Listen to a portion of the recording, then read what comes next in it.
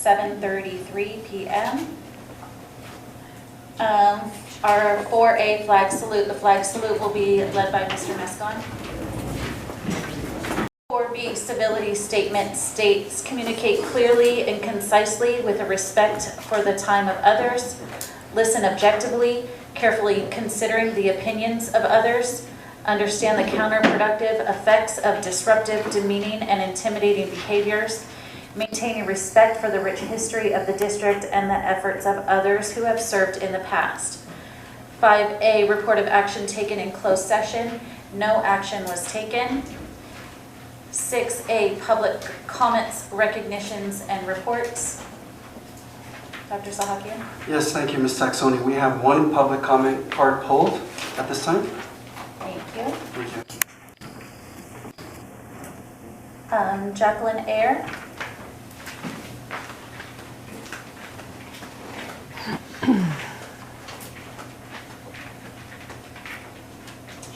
Please state your name. Yes, thank you. My name is Jacqueline Ayer. I'm speaking today to you on behalf of Save Our Rural Town. As some of you may know, at least 7 new battery storage projects totaling more than 3,000 megawatts have been proposed for installation in and around Acton. That is enough electricity to power more than 3 million homes. The development process for these projects has been ongoing for years and involved the developers and Southern California Edison and the CalISO.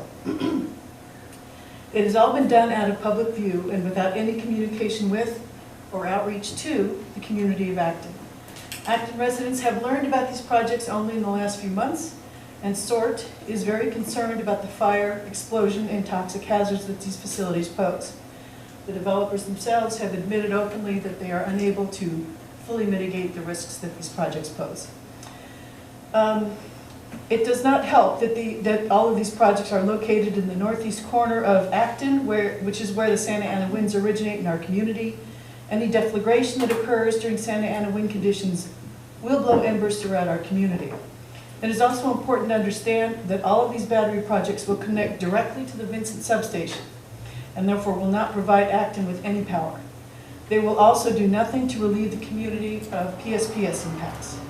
The developers have told the county that Acton will receive energy benefits from the project, but this is untrue. I make this assertion based on my extensive experience in transmission siting and reliability projects. Since 2006, I have participated in extensive transmission siting cases before the Public Utilities Commission, the California Energy Commission, and the Federal Energy Regulatory Commission. These projects have spanned San Diego County, Orange County, Riverside County, and Los Angeles County.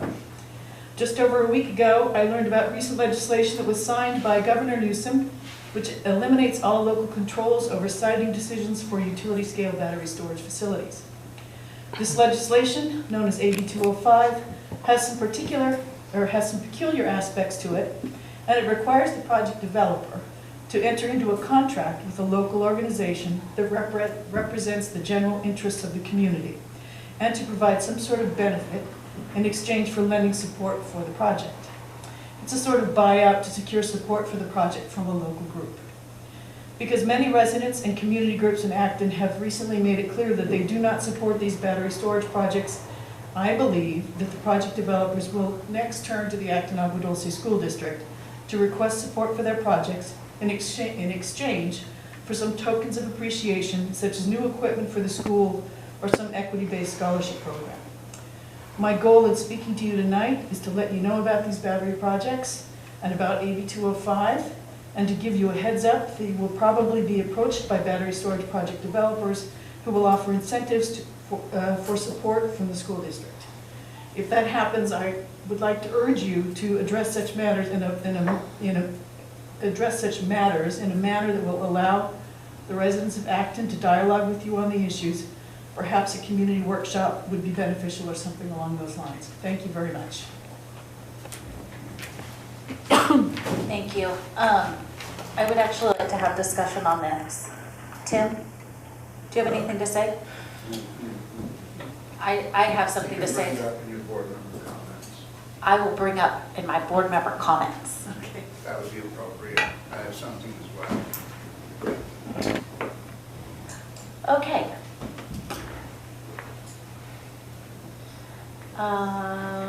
7 a board governance workshop with AALRR attorney Ronald Wenkart. Hang on just a second, I have an idea. Rather than put everybody through governance training, I make a motion that we move board member comments up the agenda till right now. Do I have a second? Second. The discussion?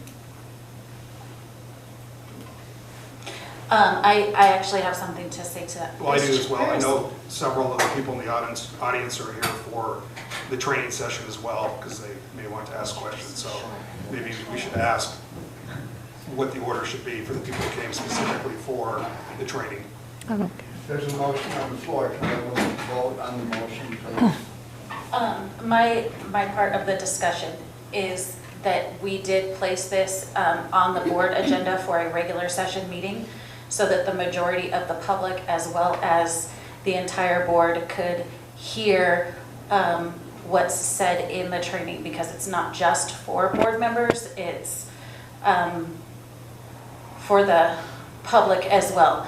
So discussion over, we'll go ahead and call for question. All those in favor of moving it? Tim Jorgensen abstain. Tom Costin? I abstain. Lester Mascon, aye. Paul Schraff, no. Sorry, Jack. Bernadette I had to Sonian? try. No. You get it right. There we go. I tried, Jack. You get it. Okay, on to the board governance workshop with AALRR.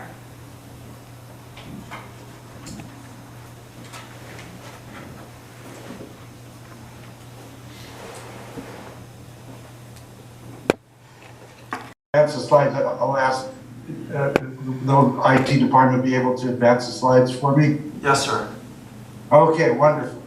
Okay, let me start by saying President Katsani, members of the board, Superintendent Sahakian, thank you very much for inviting me to present tonight on the issue of school board governance.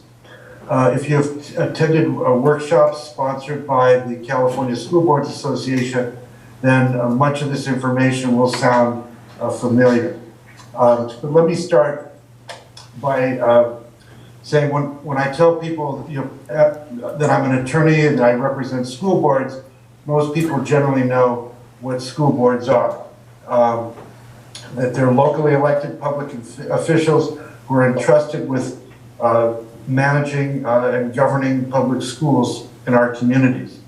And while school board members are elected as individuals, they serve as part of a governance team. So people think of the Board of Education as kind of a unit, as a team, rather than individual board members.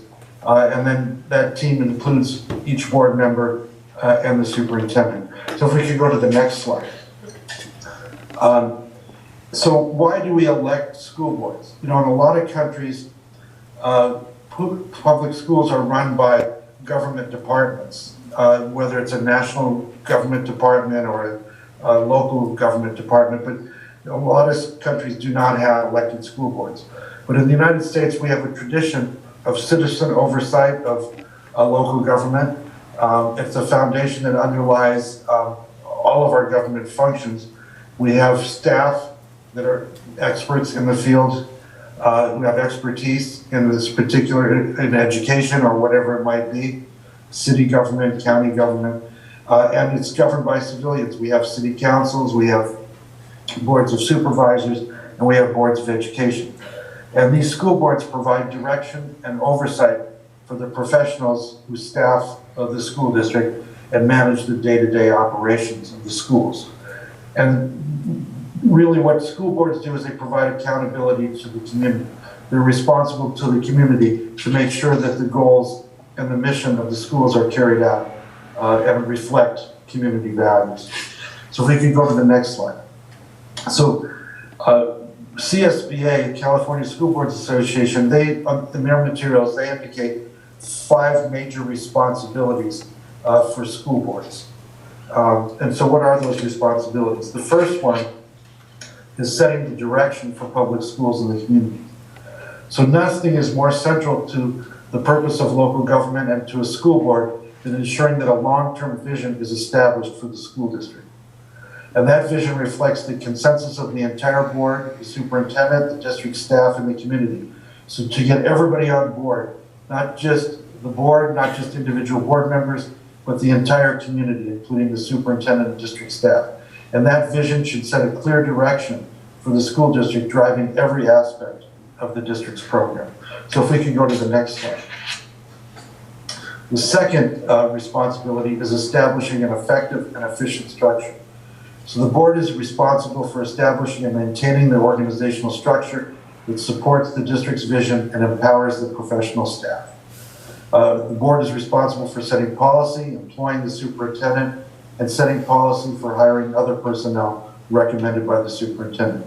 So the board doesn't manage the district day-to-day, but sets the overall policy, the overall direction, and hires a superintendent who is responsible for carrying out the day-to-day functions of the school district. And the board does that by adopting bylaws and policies. So we can go to the next slide. So continue on, the board is responsible for approving curriculum that meets state standards and the needs of the district students. The board is responsible for establishing budget priorities, adopting the budget, adopting the local control and accountability plan, and overseeing facilities issues. So the overall structure of the district, the overall direction of the district is determined by the board. And the board is responsible for directing negotiators for collective bargaining and adopting collective bargaining agreements. But the board is not directly involved in the negotiations themselves, but has staff or outside consultants who do the actual bargaining but are directed by the school board. So we can go to the next slide. So the third responsibility of the board is providing support. The board's responsible for supporting the superintendent and the staff as they implement that vision. So the board sets the vision, and then the staff carries it out. And then the board has to provide support to carry that out.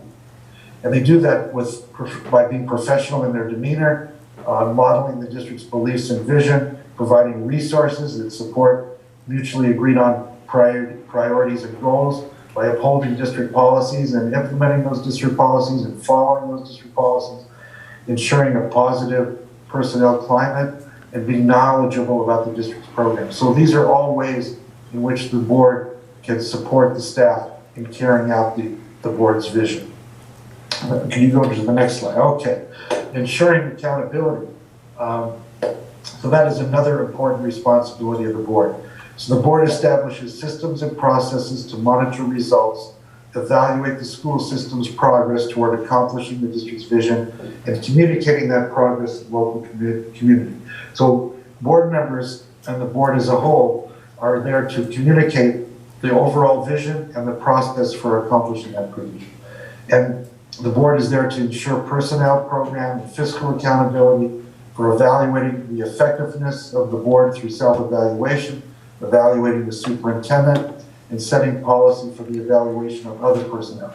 So the superintendent and the assistant superintendents and principals are the ones who evaluate employees, but the board establishes the process for doing that evaluation. And then monitors the superintendent and other staff to make sure that they're following the policy and for evaluating other employees and for monitoring student achievement, program effectiveness, program changes as needed, monitoring district finances, and monitoring the collective bargaining process. So there's a lot of monitoring that the board does through reports from staff and through communicating to the community. Next slide. So demonstrating community leadership. As the only elected officials chosen by the community, the board represents the interests of students as well as parents, and is the main public body that speaks on behalf of children. So board members should be advocates for students and the district's educational program. And the board has a responsibility to communicate that information clearly to the community and explain those district programs, the district's finances, and the district's progress toward those goals to community members. And when community members raise concerns, these concerns should be referred to the superintendent for resolution. So it's not for individual board members to resolve individual issues that are raised by the community, but to make sure that those get referred to the superintendent and to make sure that the superintendent and the appropriate staff resolve those matters. So if we can go to the next slide. So these responsibilities are really fundamental to our society. And that is why it's important that they're performed by an elected governing body, so that the community feels that they're part of the process, they're part of the solution. They elect who sets the direction, and the board members work together as a governance team with the superintendent to make decisions that best serve all the students in the community. So if we can go to the next slide. So what are the key roles of effective board members? So how board members perform their role is as important as the role itself.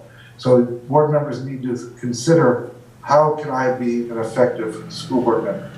Well, one aspect of that is having a positive relationship with all of the members of the board, with each other, with the superintendent, with the staff, and with the public. That has a profound impact on the board's effectiveness. And boardsmanship skills, attending workshops through CSBA, and developing those skills on an ongoing basis are key. The board's ability to come to consensus about the direction of the school district, advocate with credibility, and establish a positive climate will accomplish wonders from the staff if everybody's together. So working on developing consensus is really important. You know, not everybody, individual board member will always get exactly what they want. It's a matter of compromise and consensus. So if we can go to the next slide. So how can an individual board members be effective? Ongoing learning, achievement for all students, that should be the primary focus. The students are the key. That's why you're elected, is to student achievement. So the next thing is to recognize and respect differences of perspective and style of the work. Not all board members are going to have the same style or the same perspective. They come from different backgrounds, different parts of the community, raised in different communities, went to school in different communities, are in different professions. So there's going to be some differences, and there's going to be differences among staff, students, parents, and so it's important that you're able to discuss those differences, recognize those differences, respect those differences, and unite once a decision is made. Sometimes you might not agree with the decision, but if the majority of the board reaches a decision, it's important to unite behind that decision. It's also important to act with dignity, understand the implications of demeanor and behavior. And above all, confidential matters should be kept confidential. I know that's been discussed in the past. It's really important that confidential matters be kept confidential. If we could go to the next slide. So I've mentioned that board members should participate in professional development and commit time and energy to be informed and effective leaders. There should be an understanding of the distinctions between the board and the staff, and board members should refrain from performing management functions that are the responsibility of the superintendent and staff. That's why you hire the superintendent. That's why the superintendent hires staff, so that they can carry out your wishes, they can carry out your goals, they can carry out your vision. And also it's important to understand that the authority rests with the board as a whole, not individual board members. Individual board members are not vested with legal authority under the education code or under state law. If you read the education code, you'll see that that power vests in the board itself as a whole. That action is taken at board meetings, and that authority is exercised at board meetings.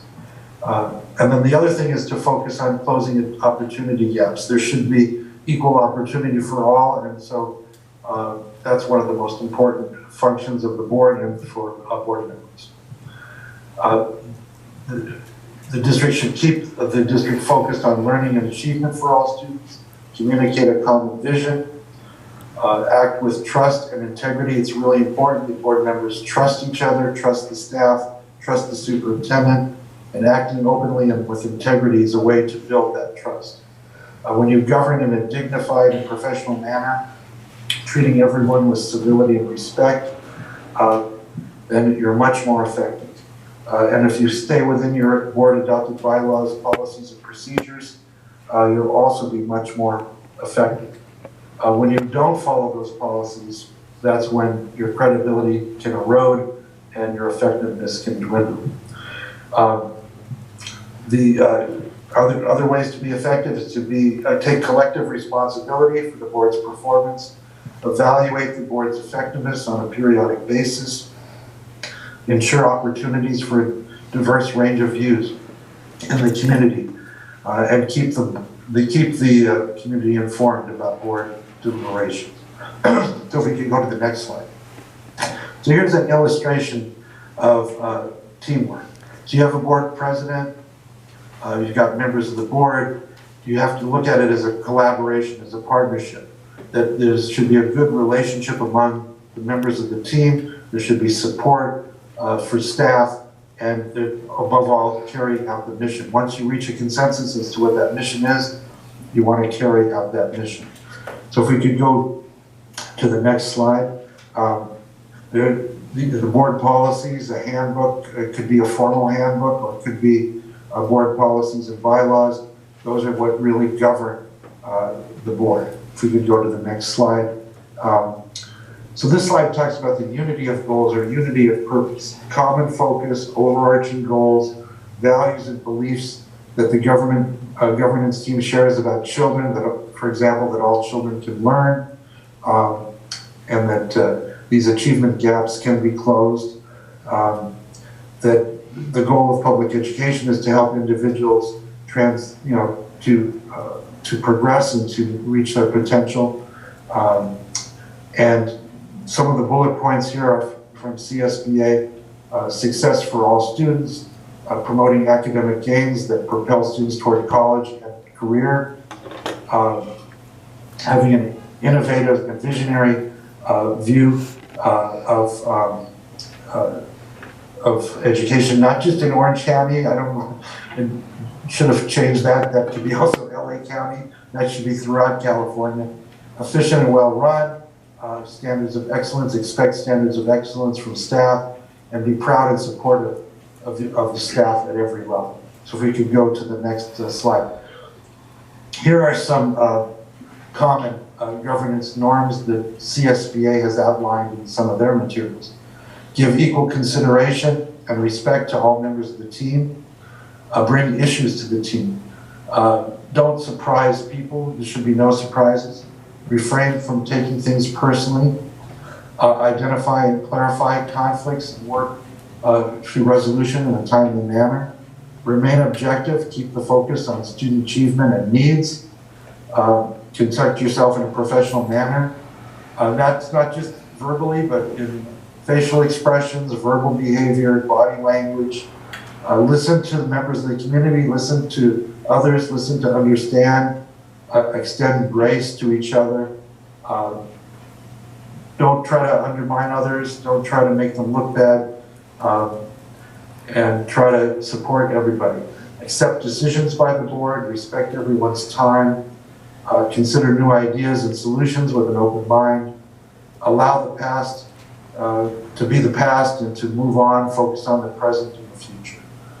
Maintain confidentiality of information. These are all some of the governance norms that CSBA has laid out in their materials. If you keep these in mind, you're going to be a very, very effective board. So with that, I'm just going to open it up to questions. Thank you, Ron. Tim? Tom? So looking at the governance norms, listen, understand, extend grace to each other, that's obvious. When it comes to listening to the community, when 25 or 30 people come to a board meeting and state a position, is that what's meant to by listening and understanding everybody's position? Or is that... Yes, I think, well, for example, we had earlier, we had a public speaker talk about her concerns about projects involving Edison and potential electric projects. Listening to her, considering her concerns, her point of view, not necessarily having to agree with her, but at least consider her point of view and listening to her and what other people might bring to the board. And there could be a divergence of views. There may be people who come to later board meetings who have a different point of view about these electrical projects. But I think it's important that the board listen and consider to what all members of the public have to say. Oversee negotiation of labor and set, so to what extent? My recommendation is if employees come to you to discuss the collective bargaining, particularly when you have negotiations that are ongoing, you certainly should listen to them. And I would indicate to them that you will pass this information on to the superintendent and we'll pass it on to other members of the board at a closed session when we discuss negotiations. When the board discusses negotiations in closed session, I will pass your concerns on at that time.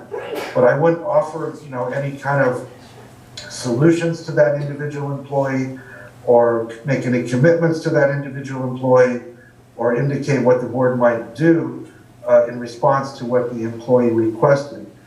I would just merely indicate that I understand what you're saying. You might want to summarize what that employee has told you and then indicate that you'll let the superintendent know and you will communicate it to the board in closed session at the next board meeting. Okay. All right, that's it for me. Thank you. And I should add that the board does provide direction to the superintendent and to the district's negotiator. So, you formulate the position. Based on the budget and the resources that the district has, you decide, what the offer should be. And, if we talk in terms of salary, let's say, for example, that the CSCA, let's just use CSCA as an example, has requested a 10% salary increase for the next year. You might discuss in closed session, how much that would cost, what's feasible, and then give direction to your negotiator as what the response should be at the bargaining table. And then there's usually some back and forth. CSCA might come back with something less than 10%, and then you might come back with something more than what you initially offered, and you go back and forth. So that's kind of the process. But there shouldn't be any discussion outside of that formal process with members of CSCA or CSCA's bargaining team. It should all go through the superintendent and the board's negotiator. Okay, so just to follow up on that, what you just described takes place in closed session. So it would be appropriate for the board as a whole to give instructions to the negotiator to say, let's get those salaries up, or let's hold them where they are, or we can't afford to do this, or that type of instruction. Yeah, that's typical of the discussion you might have. And there might be some disagreement among the board members. Let's say you're talking about, should we offer them 5% or should we hold the line at 3% because that's all we can afford? Or should we change priorities, or should we make some cuts in the budget in a particular area so that we can afford the 5% salary increase? These are kind of the discussions that might take place, and there might be some disagreement. But once the board reaches a consensus, then all the board members should coalesce around that consensus, and the superintendent and the board's negotiator should carry out the direction of the board. Thank you. Ron, thank you for your time. I appreciate the reminder on what our purpose is and just kind of reinforcing what a lot of us believe that our goals are and what we should be trying to do as board members. I specifically appreciated you taking the time for the slides on what our unity of goals need to be. Number one, committed to the success of our students' schools. I think everyone that can probably touch every single person in the entire school district and our community. And I would encourage everybody to read through those again just to understand them. Governance norms. There's a great, nice little characteristics of a healthy and well-functioning board that I hope that we always live up to those 12 items. Thank you, Ron. Thank you, it's my pleasure. My pleasure. Ron, Ken Fallsgraf here. Thank you. I know that the CSBA training is 5 3/4 days. It's never in Acton. It's somewhere in Fontana or something like that.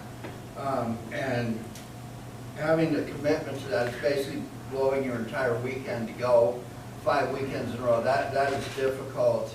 And then furthermore, I've seen some people go to the CSBA training and feel that their independence as a board member is being usurped, and everyone is taught to just bow to the superintendent regardless of the efficacy of that position. So I appreciate you covered everything, and thank you for being here this evening. Well, thank you. Hi, Ron. I don't have any questions. I just very much appreciate you putting this together for us and being here tonight for the board and staff and our community. So thank you very much. Thank you. Madam President, maybe we should ask if anybody in the audience has questions. I was going to ask if that would be appropriate. Is that okay? I believe so. Board? Does anybody in the audience have questions? Should we do slips? Well, it's not a public meeting. Well, this isn't a town hall, this is an agenda item, so can we do slips?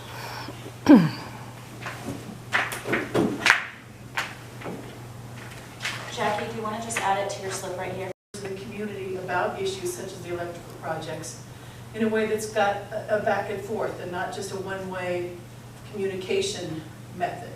Like, is our workshops, what sort of things can the school district convene that would allow school board members, in their capacity as school board members, to engage in a back and forth with community members about, you know, projects like the one I was talking about? Terms of that might be to the public, the members of the public could then interact with the board and give their opinion as to whether you should proceed with it or not. So there's a couple of different ways it could go, that type of issue could go.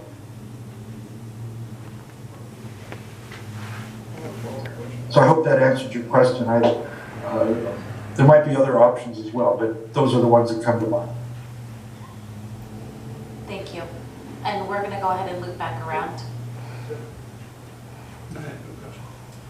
So as a follow-up to agendizing an item, like Ms. Ayers talked about, because it's agendized and we put our agenda out ahead of time, it's possible for the board to have more than a one-way conversation, correct?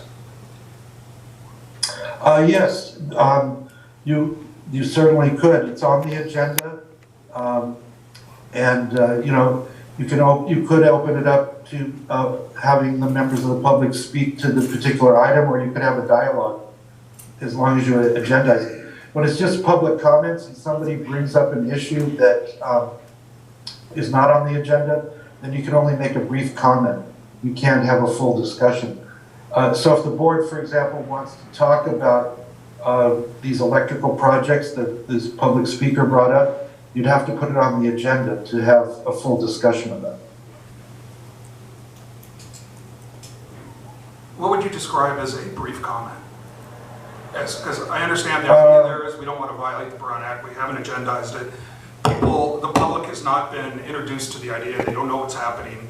Public speaker comes up, says something, and you just said we could make a brief comment. So what would be the extent of that brief comment or the constraint of that brief comment?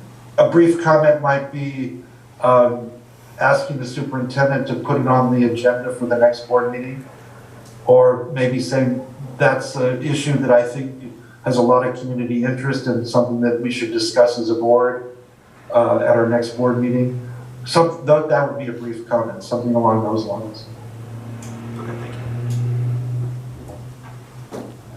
Any further discussion? I have something. Ron, since you didn't do that, would you just describe your experience as a lawyer, start to finish, please?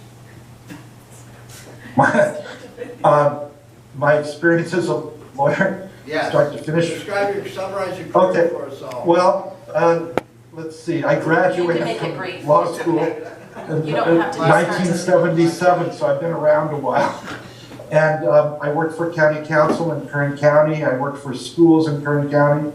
I was general counsel for the Orange County Department of Education for 36 years.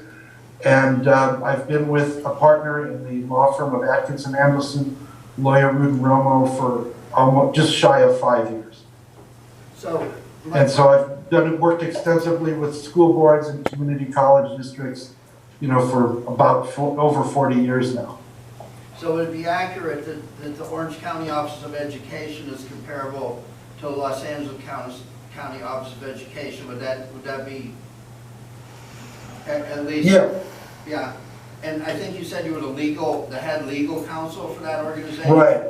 Yeah, I So was that made you the one that they head sent legal in. counsel for 34 years, and I worked there for 36 years. So you moved up pretty fast to be the dude that they send when things get heavy and people are suing the County Office of Education. So therefore. Yeah, I just happened to be in the right place when my predecessor left, so, Well, you know, I would think it that happens sometimes. I would think that after 34 years, if you weren't a good counsel, you wouldn't have survived past that. So, yeah, that kind of speaks to why I don't have very many questions for you, Counselor. Thank you. All right, I don't have any further questions. Thank you so much for being here. Thank you very much. Have a good evening. You too. Currently have a student representative.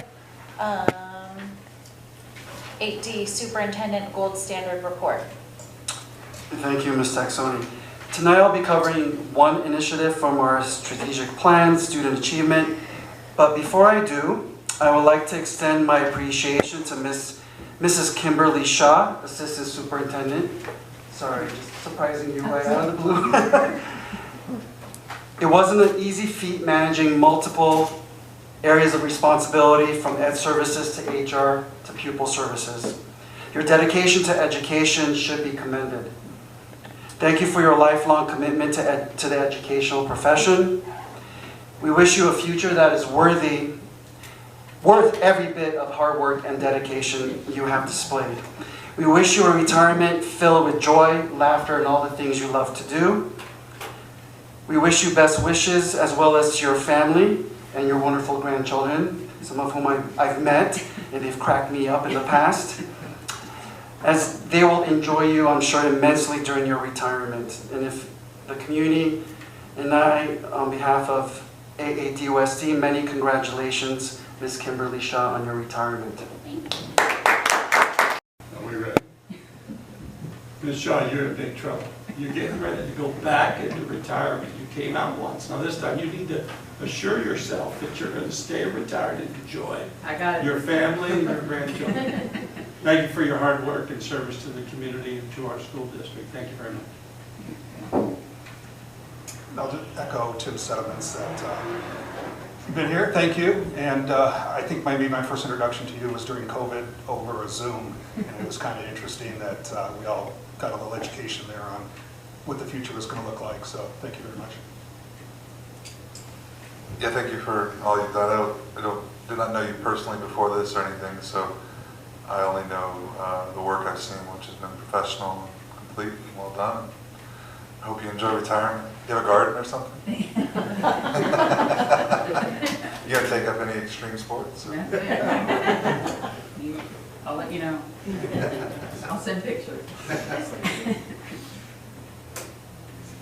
Ms. Shaw, you were brought in here to lead organizational excellence and diverse and new programs. Your timing was superintendent change outs, and I think you've been dealing with a lot of baggage that's been going on. And I'm not sure you ever able to realize the vision you had for the school district. I'd like to apologize for anything anyone has ever said from that dais or up here that was derogatory to you or your character. I've been nothing but pleased with you. The TOSA team that you've built before you got here, we have to look at the signature programs that are on the district webpage and realize that those programs, whether they were built by the superintendent team or whatever, it took some effort. There wasn't a lot of noise and bragging and things like that. And so those programs have been rolled out, and to just put them on the webpage and call it an accomplishment, that's not anything. It's a measurable accomplishment. And all the things that are out there that are running every day that are a success, there's somebody out there in this district that's staff that's making that happen. It's not just a title on the page. I've been a veteran of a lot of back there. I know what you've had to deal with personally. I congratulate you for your candor and your temperament. Again, my wish for you is that you would have been focused on things other than HR or whatever we're trying to call that around here. I think one of the best things that you supported is, personally for me, the life skills program that you developed at the high school is going to become critical to the district's budget and our exposure, so we don't have to have Ron up here and his team back there when we're talking about the most vulnerable kids in our community. If I were to vote to release you tonight, my vote would be no. Thank you, Kim Shaw. Kim, you've created shoes so big that they're being divided. So if that's not a testament to the job that you've done, that moving forward, we need 2 people to fill your shoes, I don't know what is. So thank you very much. Thank you for being here meeting after meeting. You're always over there, and you're always ready to give your expertise, and just thank you and good luck. Yes, thank you. Student achievement from our strategic plan. I'd like to extend our congratulations and well wishes to all of our promoting students from Meadowlark and High Desert. The last time we met was June 8th, and the following day was June 9th, and there was a lot of excitement from morning to late afternoon. So we are immeasurably proud of each and every one of our students promoting on to the next chapter in their lives, be it 5th grade or 9th grade. Congratulations, and enjoy the summer because it goes by very quickly. Last but not least, summer school both at Vasquez and Meadowlark started yesterday. It started off without a hitch. That doesn't happen by chance. I would like to thank both Vasquez and Meadowlark staff for their mobilization of efforts, particularly Mrs. Nicole Salcedo. Thank you for logistics and putting things together. Our appreciation also extends to our incredible food services team. Thank you for providing breakfast and grab-and-go lunches for our students during summer school. And that concludes my superintendent report for the 22-23 school year. Thank you. Thank you. 8E, submissions. Do you have any submissions? No submissions. Graduating seniors, and then our 8th graders coming up to be Mustangs. And I want to give a shout out to the High Desert valedictorian. She said she was a little nervous, but she included in her comments, and I don't know whether it was she picked it up from somewhere, it was off the charts, where she said, well, I think the sky's the limit when there's footprints on the moon. And I thought that was really incredible. And I was sitting next to Lester, and I said, what did she just say? I mean, it was just really incredible to think that way. I never thought that way. And I think about, oh, you know, she's absolutely correct. So kudos to her and all the good successes she's going to bring as a Mustang. Can't go without thanking all of our employees for the hard work they did throughout the year. Time to take a break. Though our CSA, many of our CSEA employees will be continuing to prep our campuses for fall. And I heard a comment the other day that teachers take vacation during the summer, and that's not necessarily correct. They're just preparing for the fall. So they continue to work during their summer break, and we all know about that. And consequently, thanks to our parents for choosing to have your kids join us at this, their adventures in education with our district. We appreciate them. In addition to Ms. Shaw, I want to put out my shout out to Coach Tarazi. He's been with the district for a number of years and has elected to transfer back to South or North Carolina. I forget which one. I said, it's going to be humid. You're not going to like it. There's big bugs. Tried to get him to stay, but he wouldn't do it. But I enjoyed working with him when I was at the high school, and he was our cross-country coach. He was quite successful, and he participated in the Boston Marathon running all the time. Of course, he only weighs like 10 pounds, so I mean, it's not a big deal. But he settled down, got married, has a child, and he is thinking better and beyond, and I want to wish him the best as he moves on to his new adventures on the East Coast. where it's hot and humid. There's bugs and snakes and alligators and all that stuff. So anyway, thank you for everybody. I want to thank the management staff for guiding the students. Dr. Zahakian, thank you for your hard work throughout this school year to make sure. Kevin, you only get a half a thanks because you've only been here 2 weeks, but you got a sharp pencil, and we look forward to you keeping us on track. Thank you all for your hard work.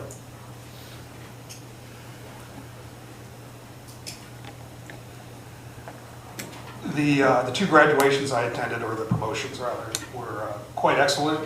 Unfortunately, I couldn't make the high school, but I understand that was quite the event as well. But I just wanted to thank Paula for stepping in at the Meadowlark and making sure that school was, they finished up nicely.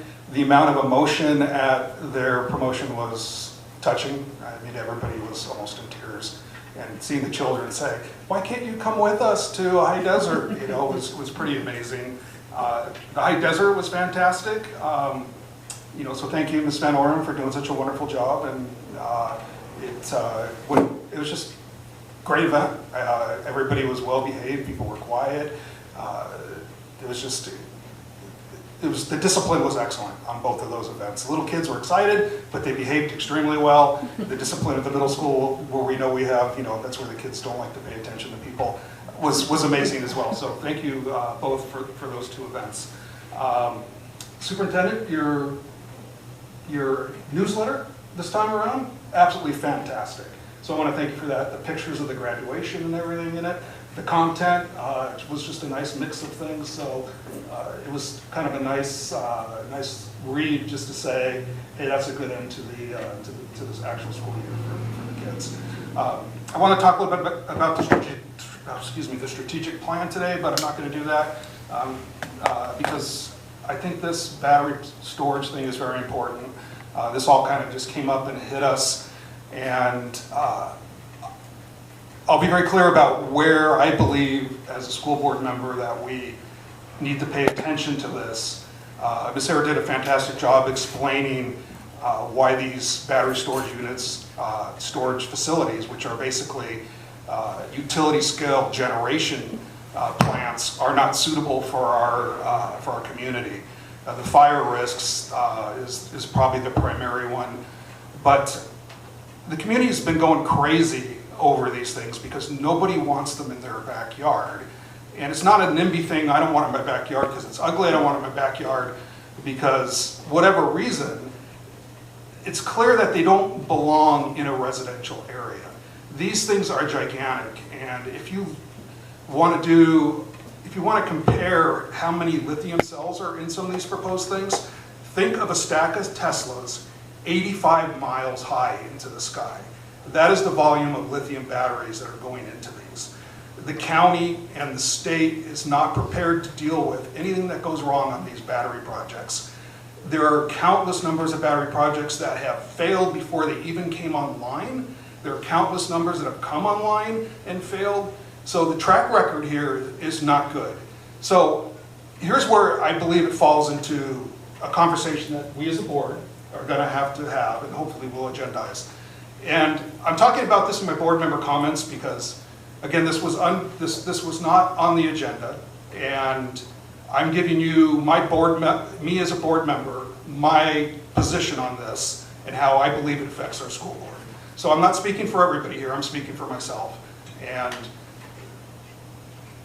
the community will hang us if we take any kind of compensation from one of these developers. It's clear from the several hundred emails that I've read through of people opposing this project, and they're all legitimate. They're not form letters. People have done they've very clearly specified why they don't want this. So problem number one is we live in a high fire danger area. Homeowners are losing their fire insurance on a daily basis. And when homeowner loses their fire insurance, they're gone. And when we lose a family because they can't get fire insurance, we lose potential ADA. And this is going to affect us if these things come in. Because these insurance companies are going to look at this and go, oh, you're fire danger, you're in a fire zone 4, the highest of all of them. All of us have enacted as fire zone 4. And now you got a battery plant that is in Fire Zone 4, right next to us. Again, 85 miles high stacked Teslas. And I think everybody's seen one of those things on the news on fire at some point or another. So it's very clear, people say, if these things come in, I'm leaving. So if we get one of these battery facilities in here, I believe it's going to negatively affect our ADA. And many people have spoken up saying that potentially they will leave the area because this is the last straw. So the SB 205, which basically incentivizes community organizations like ours to take money or programs or physical property or anything in lieu of support, is going to put a lot of pressure on us. It's already started. We've already received, Dr. Sakian has already received emails from one of the largest developers that wants to do one of the largest projects here. And we can't do this because there is no nexus between a battery storage facility that brings no battery storage, no backup to Acton, no positive, net positive of any kind to us that will go in here. There's no nexus with anything that I believe that we do here. So whatever. Ms. Saucedo, if you're out there, thank you for championing the kickoff of the summer school program, the extended school year program. That's important to some of the most vulnerable kids in our community, but also kids that are trying to do credit recovery, and that's huge to everybody's dignity coming back and being in the next grade with your peers and having your confidence back. So thank you very much for that. Okay, about this battery thing. I sat up here for the better part of almost 2 years with people coming in telling me, well, you're going to do this and you're going to force this. I'm not going to do any of that. Never hit the light of day. I told you it wouldn't hit the agenda. Someone sitting up here, and I'm an opponent to this, and I'll tell you flat out, I don't sit here and tell him what to put on the agenda. I asked for floor space, I mentioned floor space, and it showed up in discussion last board meeting. And so staff, as the attorney will tell you, will put things on the agenda that are pertinent. I personally would not put this on the agenda. It has nothing to do with the school. The school will not take anything from anyone, and anyone that's sending the school district offers and letters, those are all publicly discoverable. But at the end of the day, the Acton Town Council is the advisory committee that deals with the county. We don't deal with the county of Los Angeles. We deal with the county Office of Education. And I'm not sure what our attorney would say about us diving in the middle of it and taking a position. There is no position. None of these things are to be put on school grounds. None of them. And the Acton Town Council, through their efforts, I don't get involved in the hoopla and everybody yelling and berating each other on television. I watched the county supervisor's meeting, and if you watch that, the county supervisor backtracked very quickly on Acton. Her comments were, it doesn't belong in Acton. Well, just like the high-speed rail, we got these people saying, bring it through Palmdale because it'll create 38,000 jobs. And then at the end of the day, there's a lot more when the construction worker goes and buys a pack of Marlboros at the 7-Eleven, right? So we don't want to forget about that little fragment. So we've got economy to drive, we've got jobs to drive, and then there's the people on the Acton Town Council that start throwing fit and get her to say, I'm not sure Acton is the place. My reasoning behind it is if Acton's not the place, how's a more populous area the place? My big concern in the business I'm in, if you haven't seen Hoover Dam lately and you haven't seen the lake, I think what's happening is the generation capacity of that dam, when the water gets too low, the lights go out, and I think somebody's trying to get ahead of that really quickly by putting up whatever. I'm surprised they ain't got kids running generators off their bicycles by now. I'm not going to support any discussion of this at any level. I will be completely irate when I find out somebody's trying to grease their way in here. This does not belong here. Now my questions would be this, since we're going to give our little board members scientific comments, I will tell you this. from what I understand, that battery bank, one of them is situated between the 14 freeway and Soledad Canyon Road, and ends at a place that's barely as wide as this room. It's also my understanding that Union Pacific Railway hauls all kinds of unknown substances in cars that go over, I don't know how far away it is, it's less than a quarter of a mile. So, I mean, if you want a disaster to happen, it's right there. It makes no sense to me. But again, Jackie, to you, this stuff gets approved through county process, and then nobody's coming and saying, hey, Jackie, here's kind of the impact on you. You have to discover it for yourself. You have to use your own personal skill set, which I have personally admired for a long, long time. And then all of a sudden, we're talking about particulate availability and stuff on mines and God knows what. But at the end of the day, I find it appalling that you have to be criticized and held out in poor regard to the masses just because you'll give your time to stand up.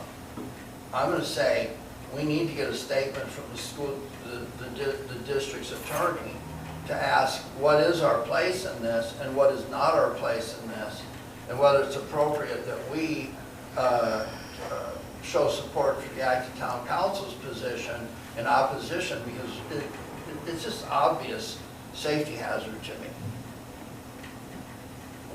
I don't know what else to say. It's pretty clear. Keep fighting, Jackie. First, I want to talk about the graduations and promotions. I know we were able to talk about the Vasquez graduation at our last meeting because it had just happened, but I do want to reiterate that we had 100% graduation rate. Whoever wasn't listening, that was 100%, and that's huge, and I've said it 5 times already. I'll probably say it 5 more. I'll bring it back up in August. The promotions at High Desert and Meadowlark were phenomenal. The flower arrangements were absolutely beautiful. That flower arrangement on High Desert's podium, that was a hawk, and then after, and I didn't see it, but after I was like, how did I not see it? It was that hawk that gradually went into Vasquez's colors for our hawks moving on, flying on to Vasquez. It was absolutely beautiful. So thank you to all of our staff and parents, students for 3 absolutely beautiful ceremonies celebrating our 4th, 8th, and 12th graders. That was really awesome. My comments that I wanted to speak about on the battery, the proposed plans weren't to share my personal views, because I don't think that my personal views have any business up here as a board member. But I did want to bring up, you brought up that they were reaching out, or were going to be reaching out and trying to get support from the community. I just wanted to say that they have already reached out to different nonprofit organizations and offered to make big donations to nonprofit organizations, but they did it through a PR firm. So I have those emails if you wanted to see them later, not right now, obviously. But they didn't say I'm from this battery, proposed development. They said on behalf of somebody that I work for, we are reaching out, and did not say the company until we went back and asked. So just so you know, and everybody out there is aware, that they're not just forthcoming with who they're representing. They're just saying, we want to make a big donation, and their name is not attached to it.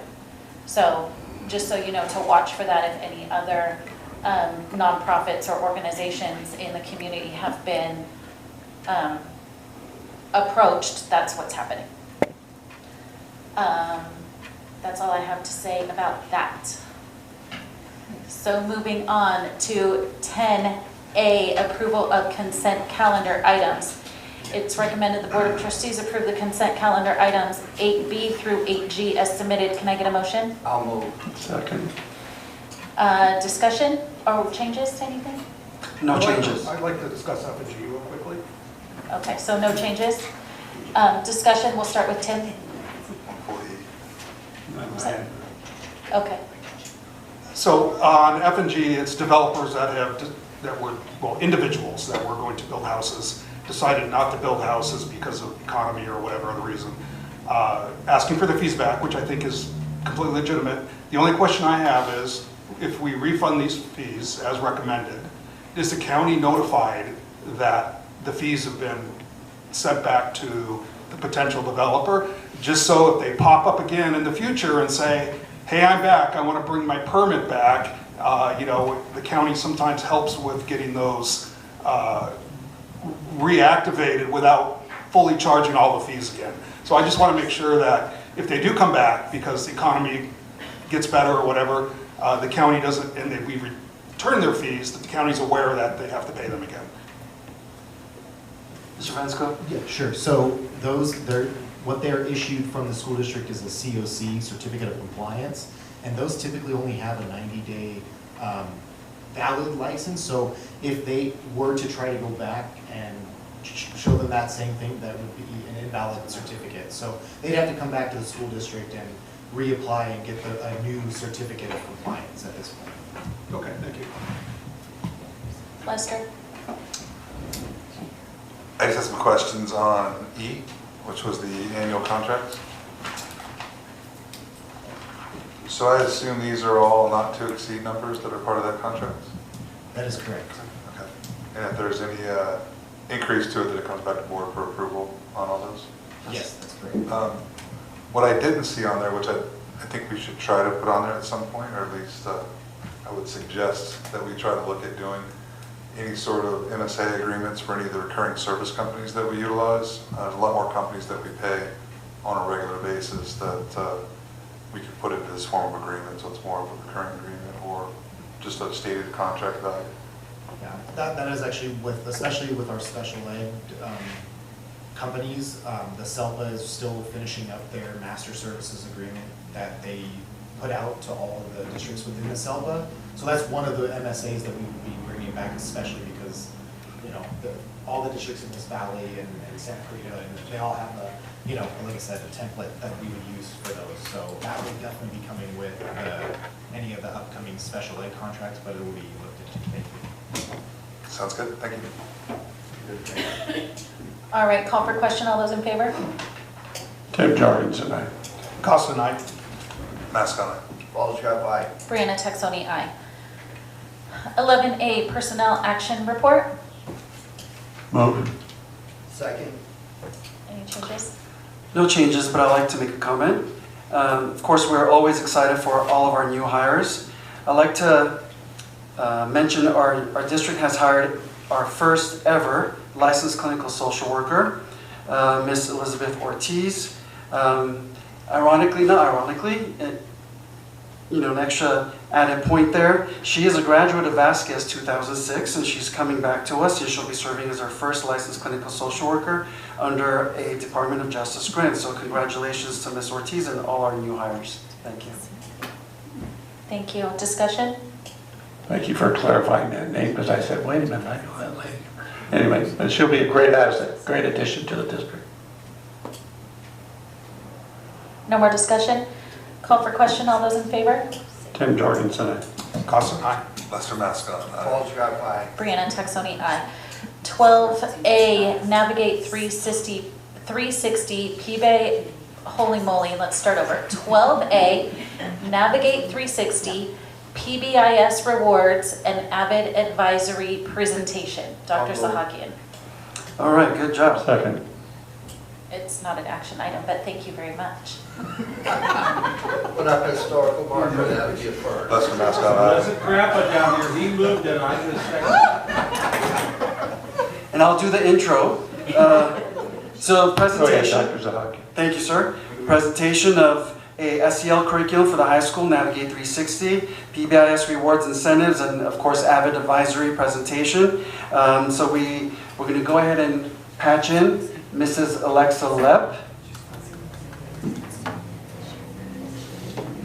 Yeah, she should be on. Great looking logo. Oh, it's a video. It's a presentation video, what do I know? But thank you, Mrs. Alexa Lepp. She's a phenomenal TOSA with our Ed Services and a phenomenal human being. So with that said, Alex. Hi everyone, I am Alexa Lepp. I am the TOSA at Vasquez High School. I am so sorry I can't be there in person to do this presentation with you today, but luckily technology, it can be our friend where I can still give this to you to give you a glimpse of the exciting things to come to Vasquez next school year. Although I'm the only one presenting to you tonight, there is a wonderful group of people who were on this team to bring this information to you. So I can't help but also want to recognize them. And that is Jana Largent, Nicole Salcedo, Tiffany Quezada, and Dr. Chamberlain. So thank you to the fellow team members, and I'm really excited to show you what we have in store for next school year. We're going to be adding a new class basically next year that every single student is going to be a part of. Already at our middle school, we have Avid Advisory, and this is something that we wanted to make sure we continued throughout their experience at Acton Agua Dulce Unified School District. So Vasquez High School is also going to be having Avid Advisory. It's going to be every day for about 35 minutes. This is a time where we're going to do our MTV amazing announcements and videos that they share every day with us, but it's also a time that we're going to be focusing on PBIS, which is our Positive Behavior Intervention Support, as well as MTSS, which is our multi-tiered support system. And this is basically different frameworks that we can use to make sure that we're addressing the needs of the whole child. Instead of just focusing on what goes on academically throughout their day in their classes, we're going to be using this advisory time to make sure that we're also giving them different supports based off of the grade level they have, and to just celebrate when they're doing good behaviors. So tonight I'm going to be presenting Avid Advisory as well as Navigate 360, which includes PBIS rewards and a social emotional curriculum through something called Suite 360. So within advisory, this is all about building relationships. Each student is going to be with a specific staff member or a teacher that is going to be guiding this advisory period. This is a time for us to be able to help with accountability for our students, to have a post-secondary focus, and overall, this is a time for us to most importantly create a more supportive school community for our students. We are going to be separating our advisories by grade level. So in each grade, we have targeted structures and lessons where each day of the week we have a different focus with our students. We are currently building this, and we're also going to be going over specific social emotional curriculum that is tiered according to what grade level they're in. That will be done through Suite 360, which I'm going to be addressing here in a few minutes. But before we get into the SEL curriculum, I really wanted to talk about PBIS rewards. So at a recent conference that the district sent us to, we learned about a tool called PBIS Rewards. Now, PBIS Rewards is an incredible platform that basically gives us a positive climate where we can reward students for good behavior that we notice. I do have a quick video to talk about an overview, and then I'll sum up the main points that we want to bring to Vasquez High School. Is your PBI On the agenda, the line says it's recommended the board choose the duration of the contract and approval quote for WeTip Educational Resources. If we could just make sure to change that we're recommending to choose the duration of the contract and approval of quote for Schmoop University Educational Resources. That would be great. So this is a two-part vote. So we need to decide if we're going to do 12 months, 24 months, or 36 months. And then we need to vote on that contract. So can we just go down the row and talk about what duration we would like to see as a board? And if there needs to be more discussion in that, we'll go ahead with that. So Madam President, you're going to talk about the first point about duration of time. Yeah, we'll Just discuss that. the duration first and come to a conclusion And then we're going as to a vote on board. that, and then we're going to move on to the other one. Correct. Okay, so we're talking about duration. Duration. All right, so I'm in favor of doing the 24 months. So 1 year is it takes time to get everybody, and I think she mentioned it in there, is that we gain the students' trust. And I'll just share what I observed in my university observations. It increased from the beginning of the semester to the end of the semester. I would go into the same classroom and I would watch, and they had. Dr. Sakian. So June 8th, we had a very concise presentation by Mr. Vensko. Thank you, Mr. Vensko, for the LCAP as well as the budget piece, LCFF. So here we are for June 22nd for approval, please. Just really real quick, I'd like to, I noticed that it says 2022, 2023. It actually should say 2023, 2024. I recognize that. So the item itself is, I guess, wrong, but it's for the 2023. I moved to amend the title. Thank you. Second.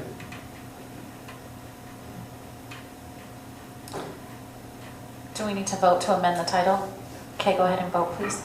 Tim Jorgensen, aye. Costello, aye. Matt's gonna. Bulge-up, aye. Brianna Taxoni, aye. The title is amended to read 2023-2024 Local Control and Accountability Plan. Thank you. Is that the only discussion? I'll call for question. All those in favor? Tim Jorgensen, aye. Costello, aye. I know there's still a lot of work, said that last time, so good job. Aye, Matt's gonna. Bulge-up, aye. Brianna Taxoni, aye. H, 2023-24 adopted budget. Can I get a motion? I'll move. Second. Dr. Sahakian? Again, apologize, again, 23-24 LCFF budget for approval, please. Discussion? Hearing none, call for question. All those in favor? Tim Jorgensen, aye. Costello, aye. Matt's gonna. Bulge-up, aye. Brianna Taxoni, aye. I, resolution number 2022-23.14, authorizing use of remote teleconferencing provisions. Can I get a motion? I'll Move. move. Second. Discussion? We just discussed putting this in the consent agenda. That would be, just as a time saver, last meeting, I believe. Bringing that up again, that's all. Can you do that? I don't think so. It's a resolution. No? No. Okay. Thank you. That would be really cool though, because we do this a lot. Call for question. All those in favor? Tim Jorgensen, aye. Costello, aye. Matt's gonna. Bulge-up, aye. Brianna Taxoni, aye. 14A calendar, we have no meetings remaining for the 2022-23 school year. First regular meeting for the 23-24 school year is August 10th, 2023. 15A, future agenda items. We have principal job description and sports facility long-term plan. Do we have any additions to future agenda items? Hearing none, we'll move on. 16A, adjournment. It's recommended the board adjourn the meeting at 9:45 p.m. Can I get a motion? Move. I'll second. All those in favor? Discussion? Does anybody want to talk about it? Discussion, wait, Ken, are you done? No, Ken's done, so we can Okay. vote? Go ahead and Are we vote. ready to vote? Tim Jorgensen, aye. Costello, aye. Matt's gonna. Bulge-up, aye. Brianna Taxoni, aye. The meeting is adjourned at 9:45.